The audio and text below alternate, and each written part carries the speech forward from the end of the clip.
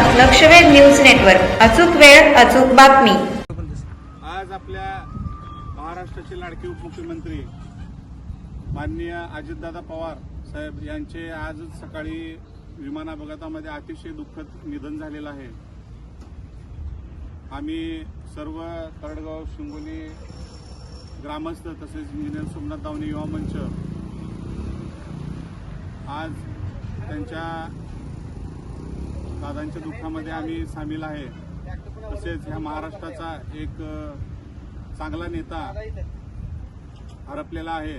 आज ह्या महाराष्ट्र अतिशय दुःखात बुडून गेलेला आहे आणि दादाची जाणे आणि दादाच्या जाण्याने जी पोकळी निर्माण झालेली आहे सामाजिक क्षेत्रामध्ये, राजकीय आणि प्रशासनामध्ये, तर ही पोकळी कधीच नाही भरून येण्यासारखी आहे।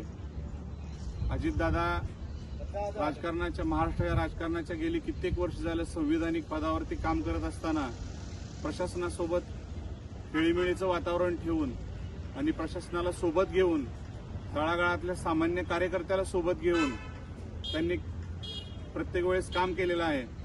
आणि महाराष्ट्रातील अनेक नेते होऊन गेले, पण त्यापैकी अजितदादा पवार हे आमच्या बहुजनांसाठी अतिशय खास नेते होते।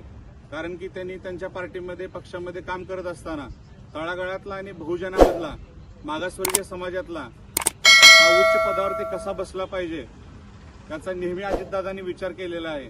अजितदादांनी जातीपातीचं कधीच राजकारण केलं नाही। जातीपातीच्या पलीकडे जाऊन सामान्य नागरिकांना, दलितांना उच्चस्थानी कसं बसवलं पाहिजे, प्रत्येकाला पदं कशी दिली पाहिजे, राजकारणामध्ये प्रत्येकाला मानापानाचं स्थान कसं दिलं पाहिजे, हे कायम बहुजनांसाठी विचार करणारा नेता आज हरपलेला आहे। आज बातम्या ऐकल्यानंतर अतिशय दुःख आणि वेदना झाल्या।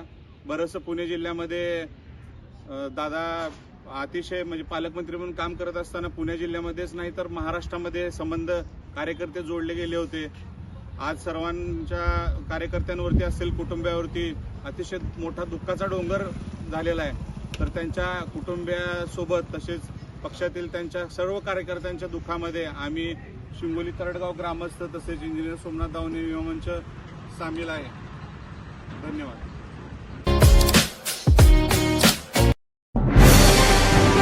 आजच आपल्या लक्षवेध न्यूज नेटवर्क या चॅनलला सबस्क्राईब करा, व्हिडिओला लाईक करा